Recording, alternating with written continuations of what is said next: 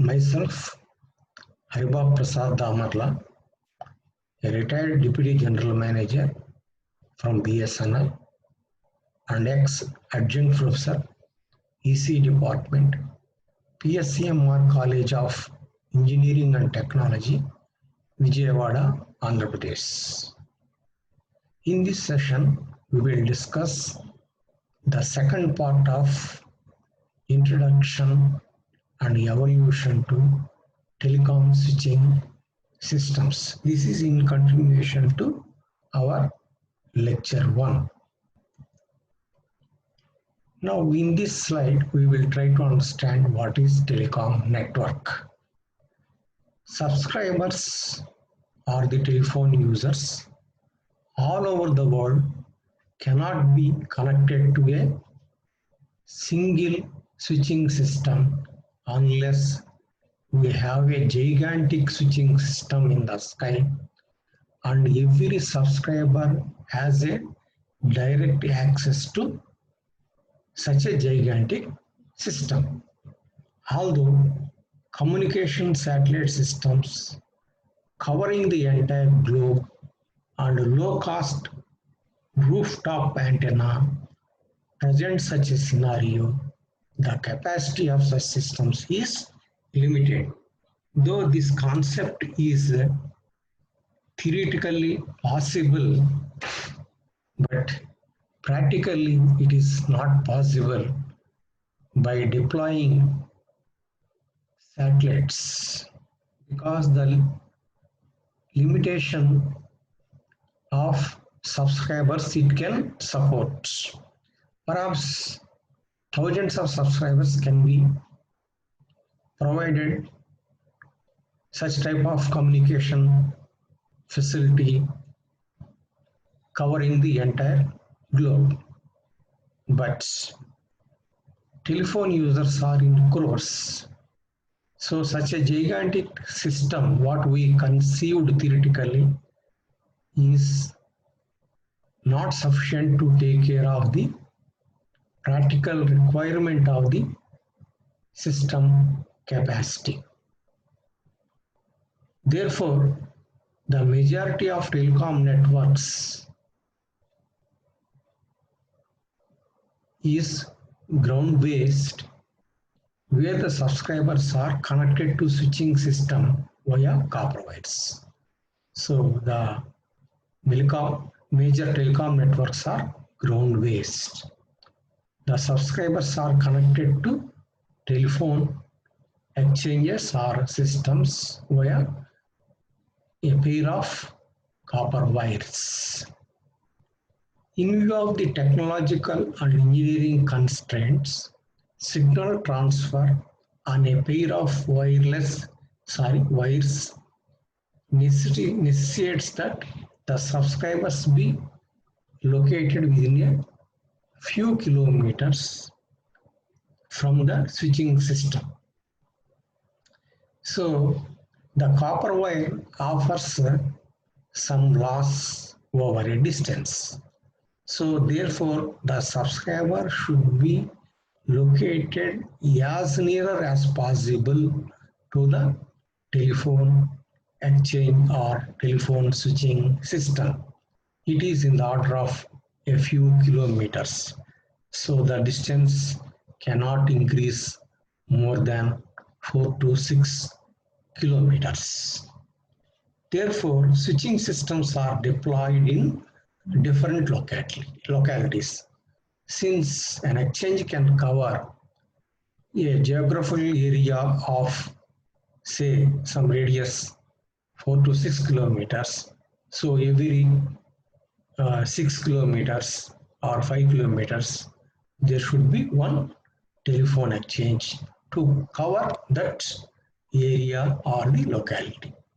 However, for subscribers in different localities to communicate, it is necessary that these switching systems are interconnected as indicated in the next slide, because the systems are locality based, but a customer or a subscriber in one locality may required to speak with other subscriber who is in some other locality served by other telephone exchange. Therefore, these switching systems must be interconnected for intercommunication between different switching systems covering different localities. Then here we will try to understand subscriber lines and trunks. Now, if you can see in the left side, there are two telephone exchanges, A and B, local serving switch A. So, telephone exchange A covers certain area. So, these are a few users shown diagrammatically. And similarly, there is another telephone exchange which may be some 5 to 6 kilometers away from this, say, exchange A, which is known as local serving switch B. The exchange name we have given as the generic name as B. So for it also there are some customers. Okay, then here we will try to understand what is subscriber line and what is trunks. Subscriber lines or subscriber loops connect the subscribers to their local serving telephone exchange. So this is one subscriber. So he is connected to exchange A. So this link is known as subscriber loop. Two wires, though in diagram it is shown as single line. So in fact there are two wires, one pair of wires. So the wires connecting the telephone instrument or the user premises with the telephone exchange is known as subscriber loop, subscriber line. Trunks interconnect the telephone exchanges for their intercommunication from one exchange subscriber to speak with other exchange subscriber. So suppose this subscriber 2 wants to speak with the subscriber 4 of exchange B. So there should be an interconnection between exchange A and exchange B. These lines, interconnecting lines, are known as trunks. The trunks will come into picture when two subscribers, they want to communicate served by two different exchanges. Here exchange A subscriber number 2 wants to speak with number 4 served by exchange B. So these are the trunks, these are the subscriber lines or loops. Then let us try to understand further about the telecom network. Here in this figure, we have shown 4 telephone exchanges. They are represented by switching system SS1, switching system SS2, switching system SS3, and switching system SS4. And these are the subscriber lines. SS1 got its own subscriber lines, say N1 lines. Switching system 2 got its own subscriber lines, maybe N2. Here N3 subscriber, here N4 subscriber lines. So N1 need not be equal to, which need not be equal to N3, which need not be equal to N4. So it may be of different capacities. Each switching system may be serving different number of users. These are subscriber lines. The lines interconnecting one exchange to other are known as trunks. These are the trunks, S1 to S2 trunks, S2 to S3, S4 trunks. Then similarly, S1 to S4 trunks are there. Okay, then let us go through the contents here. Figure shows a telecom network. The links that run between the switching systems are called trunks. These are the trunks, as we have already discussed. These are the trunks. These trunks are between SS3 and SS4. SS stands for switching system. The links between the switching system and the subscriber are called subscriber lanes. These are the subscriber lanes, as we have already seen in the earlier diagram also. The number of trunks between switching systems depends on the traffic between them. So the trunks between SS1 and SS2 depends upon how many subscribers are likely to intercommunicate between SS1 and SS2. Similarly, the trunks between SS1 and SS4 also depends upon the traffic needs. That means how many people are likely to speak at a given instant. It is just like our roads, depending upon the traffic. So the road may be single lane, double lane, 4 lane, 6 lane, and so on. Then we will try to understand the architecture of modern telecom network. What are the important elements in telecom network? Here in this figure, we have shown two types of networks. One is electrical communication network, the other one is free space bar optical based communication network. Then let's try to understand the contents of this modern telecom network. A modern telecom network may be viewed as an aggregate of large number of point-to-point electrical or optical communication systems. So this is one exchange, this is another exchange. So these systems may be electrical or optical. These systems are capable of carrying electrical or optical signals as the case may be. So in case of electrical signals, so the electric communication link will take care. In case of if the signals are optical in nature, so we have to go for optical fiber, optical to take care of optical signals for communication.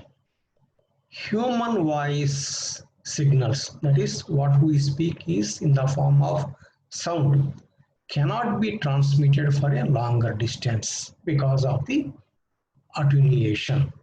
So they cannot be heard over a long distance of a few kilometers.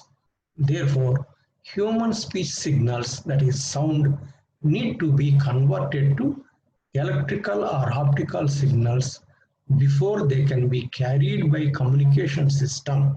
So therefore, what we will do, because of the attenuation of voice signals over a few meters, so we convert these voice signals or sound signals into electrical signals or optical signals, and we will carry the information with the help of either electrical communication network or optical communication network, depending upon the signals. This conversion process is carried out with the help of transducers. How the voice signals or sound signals are converted into electrical signals is with the help of transducers. Here it is indicated by T. Here also T. This is electrical network, this is optical network. So the network element which converts the sound signals into electrical signals for transmitting over a distance is known as transducer. For conversion of electrical signals into optical signals, optical sources, or rather to say optical transmitters are used. Similarly, for conversion of optical signals into electrical signals, optical detectors or optical receivers are used. In case of optical network, before they are sent on the optical fiber cable of either free space optical cable or underground optical fiber cable, they should be, the electrical signals are to be converted into optical at the transmitting end, and the optical signals received at distant end are to be converted into electrical signals for further processing at the receiver. So these tasks are achieved by optical transmitters or optical sources, whatever you call. Similarly, at the receiving end, so the task is achieved with the help of optical detectors, which are also known as optical receivers. We will continue our discussion on modern telecom network. In case of optical communication, original signals like voice are first converted to electrical signals, and then these electrical signals are converted to optical signals, that is electrical to optical conversion at the transmitting end, and at the receiving end optical signals are converted back to electrical signals, that is optical to electrical conversion, and then to the original voice signals. So in case of optical network, what we are doing, first sound signals, voice signals are converted into electrical signals. Okay. After this, of course, some signaling conditioners and media interface are involved. Then, since it is the optical network, so you have to convert the electrical signals into optical signals. So there should be a transfer of signals from one form to other form, from electrical form to optical form. That is achieved by electrical to optical conversion process. At the transmitting end, EOC takes place.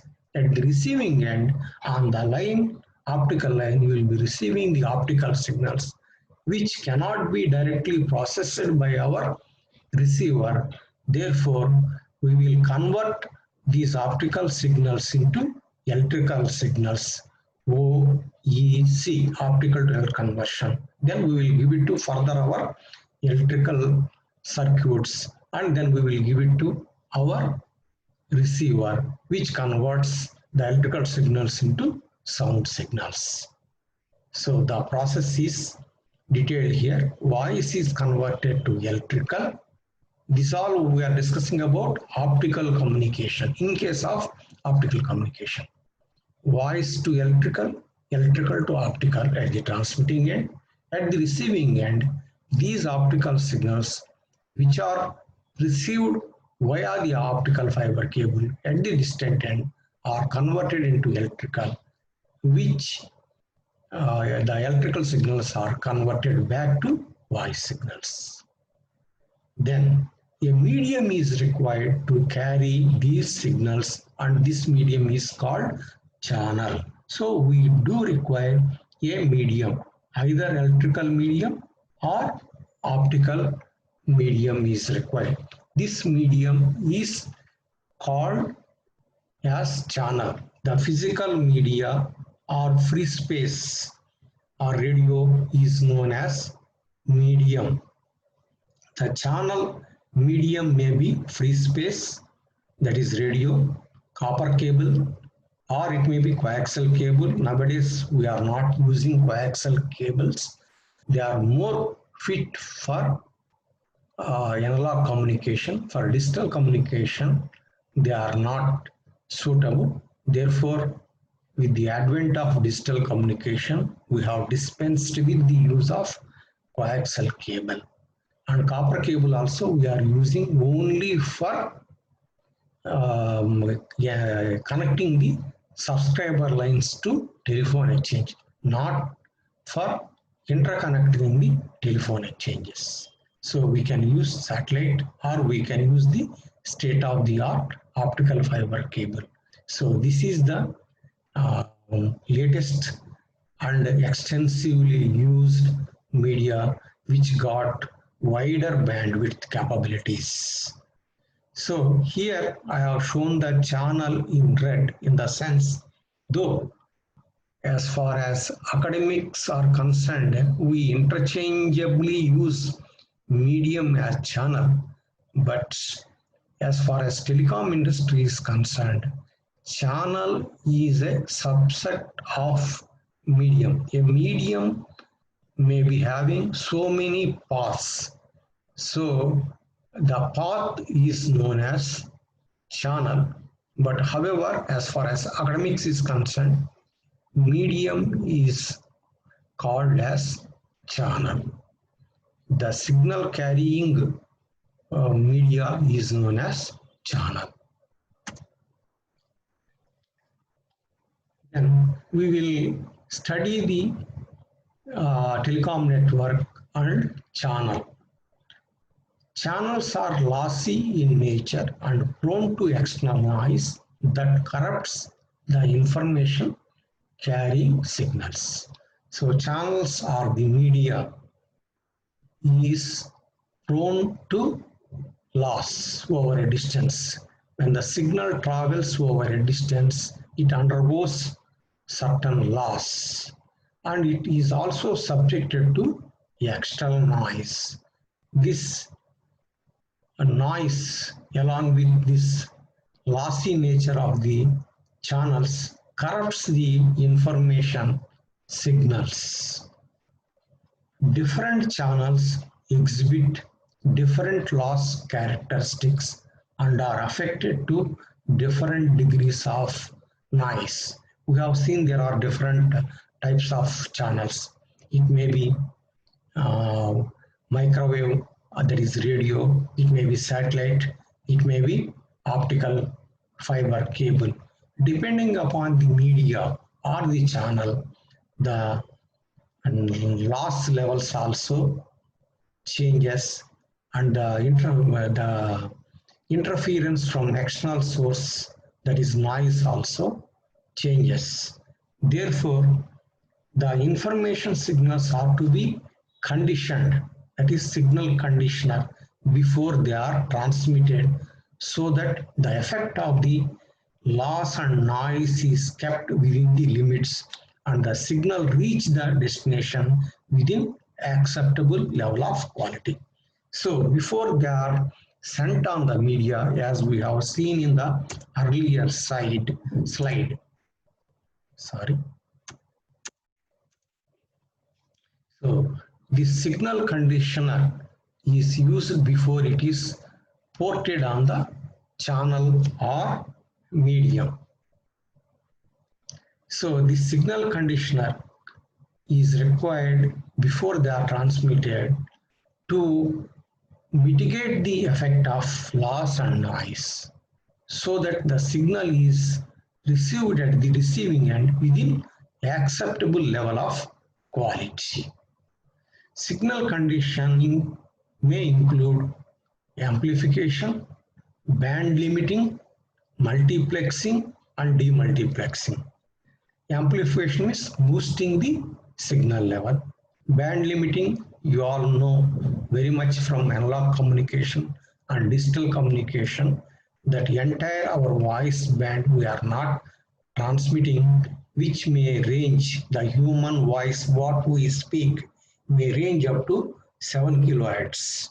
But in communication network, to conserve the bandwidth requirements, we reduce or limit the band to 0.3 to 3.4. Here, the concept is most of the human beings, in most of the occasions, they speak the frequencies in the range of 0.3 to 3.4 only. In rare circumstances, in rare cases, Some rare people, they speak frequencies beyond 3.4 kilohertz. That's why we limit the frequency to accommodate more voice communications on the channel or media, and we restrict to 0.3 to 3.4 only. Then at the transmitting end, we will multiplexing.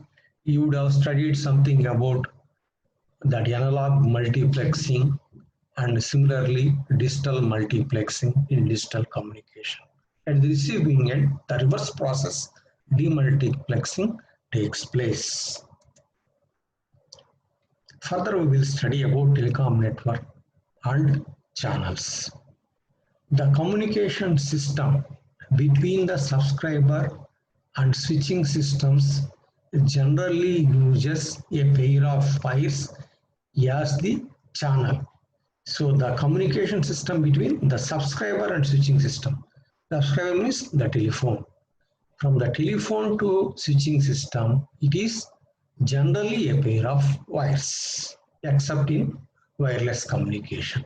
But in general used is copper cable only, pair of wires. Two wires are used.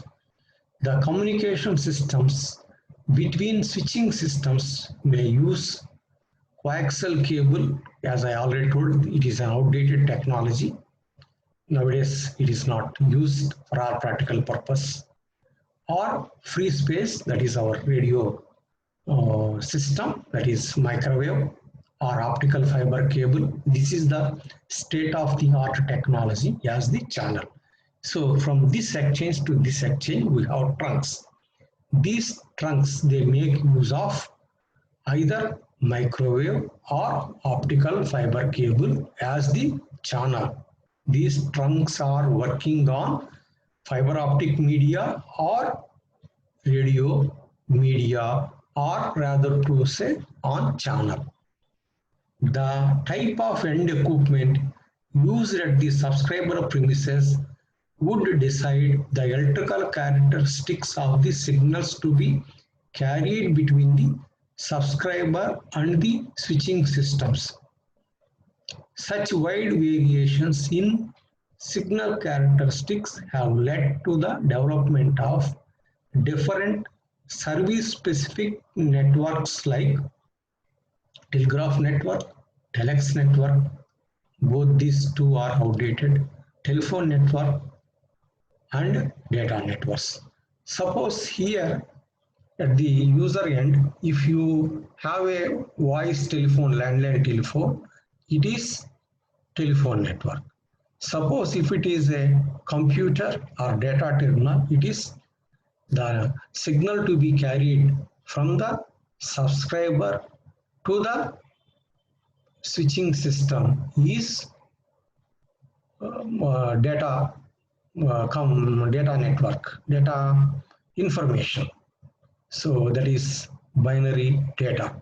If it is voice, like telephone, what it is shown in the figure, it is analog signals.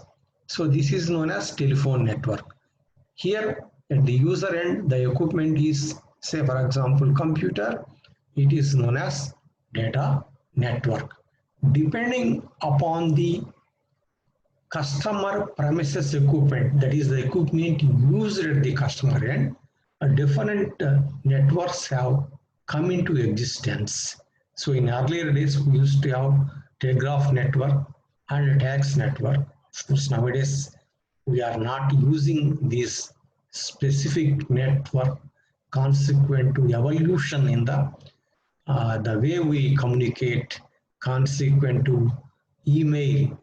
Nowadays, we have dispensed with the telegraph and telex, fast mail and electronic mail. They have replaced the telegraph network and telex network, teleprinter network. Telex means teleprinter network. Now we will study about the simple telephone network. So this is the basic telephone network. Here we have shown one microphone, that is the transmitter, whatever we speak through microphone are carried to the other end. So the signals are transmitted to the other end, to the other, from calling subscriber to the called subscriber. So it will be heard in his earphone. Okay, this is the basic telephone network. We have only one-way communication. A person is speaking, calling party and called party is hearing. Of course, in our day-to-day environment, it will be both way, but for understanding purpose, we have shown basic telephone. So it will have power supply. It will also, in the shunt, there will be inductance, which will not allow the our analog signals or AC components to pass through, so that it can comfortably reach the receiving end. In the simplest form of telephone circuit, there is one-way communication involving two entities. One, receiving, listening. This is here, earphone is for listening, and the transmitting, and the other end it is the transmitting station entities, transmitting entities. This is represented by microphone. This form of one-way communication shown in the figure is known as simplex communication. It is known as simplex communication or one-way communication. The microphone acts as the transmitter and the earphone, this one, acts as the receiver, or the transducer elements of the telecommunication system. Here, both microphone and earphone, they act as transducer elements. Transducer means it converts the one form of the signal into other form of the signal. If you take the microphone, so its business is to convert the sound signals into electrical signals so that they can be transmitted over a distance. So here it is transferring the sound signals into electrical signals. That is why it is also called transducer. At the receiving end, whatever electrical signals we are receiving through network are converted back to sound signals. So the earphone is also another transducer for hearing the sound signals which are received in the form of electrical signals through telecom network.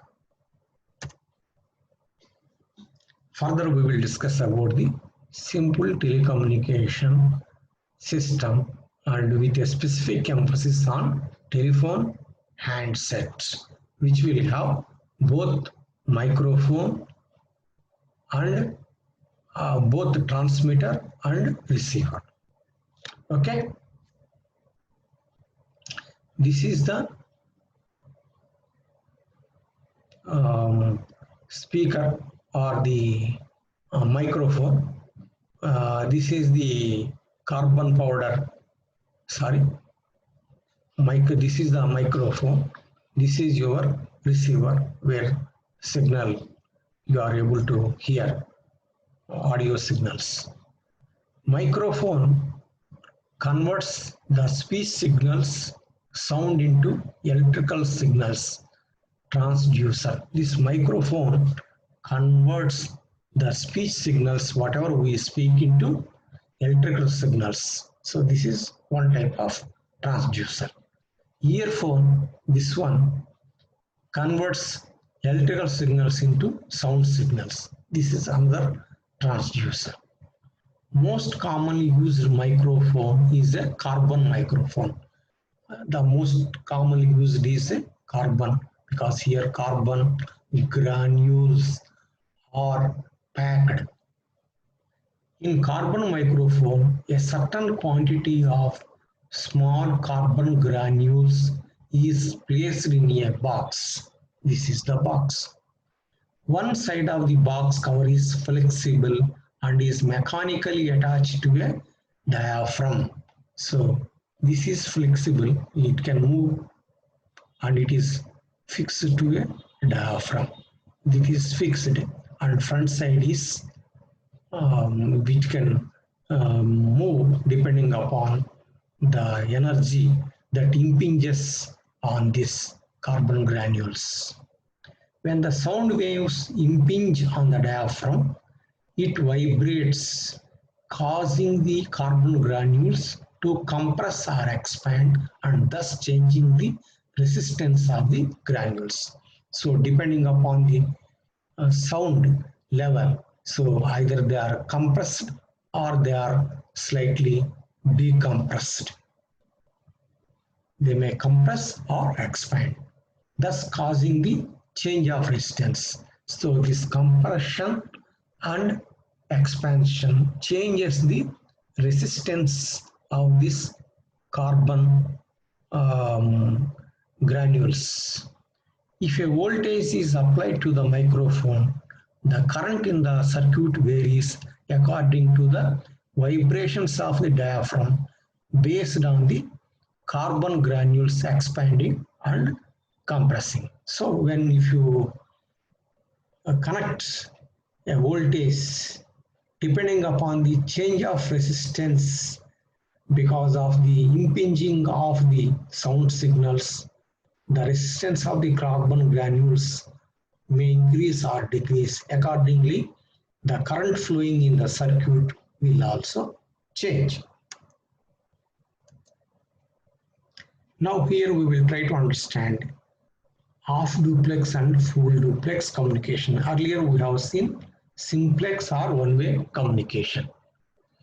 In a normal communication system, information is transferred both ways in general our day-to-day life. So if A is speaking, B is receiving the information. When B speaks, A hears the information from B. So both ways it happens. The transfer of information should happen A to B as well as B to A. An entity is capable of both sending and receiving, although these do not take place simultaneously. So in the practical scenario, the entity is capable of both sending as well as receiving the information simultaneously. So technically speaking, it may not happen. When somebody is speaking, you may be listening. When you are speaking, the other person may be listening. There is a small, minute, negligible gap between what we speak and what we hear. At a given instant of time, an entity may be either receiving the information or it may be sending the information. When one entity is transmitting, the other entity is receiving and vice versa. Such form of communication where the information transfer takes place both ways but not simultaneously is known as half duplex communication. This type of communication is known as half duplex. When somebody is transmitting, other person will be receiving. When the other person is speaking, the first person will be receiving information.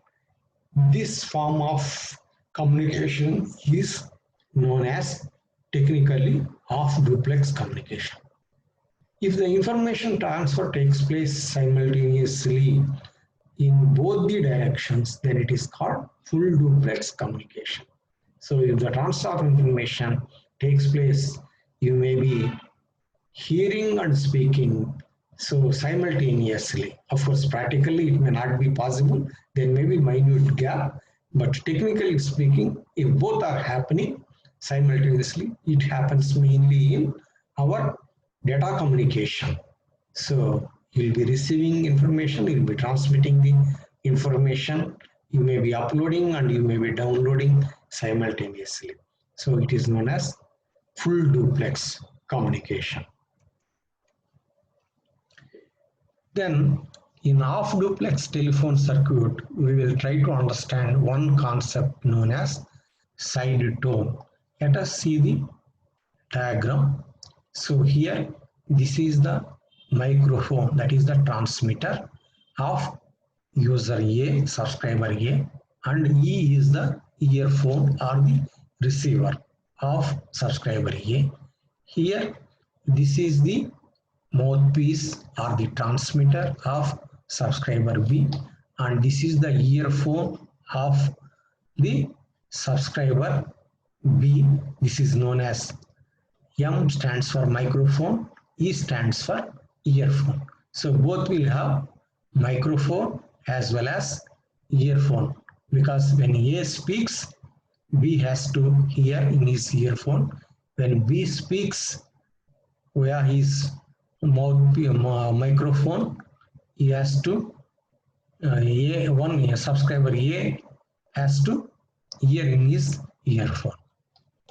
Simplex communication can be modified as in the figure to achieve half-duplex communication by the introduction of transmitter and receiver at both the ends of the circuit. In earlier simplex, for easy understanding, we have shown one side the transmitter, other side as receiver. Now, for half-duplex communication, for both-way communication to happen, so each user should have his own transmitter and receiver. In this circuit, the speech of A is heard by B as well as in A's own earphone. This audio signal heard at the generating end is called side tone.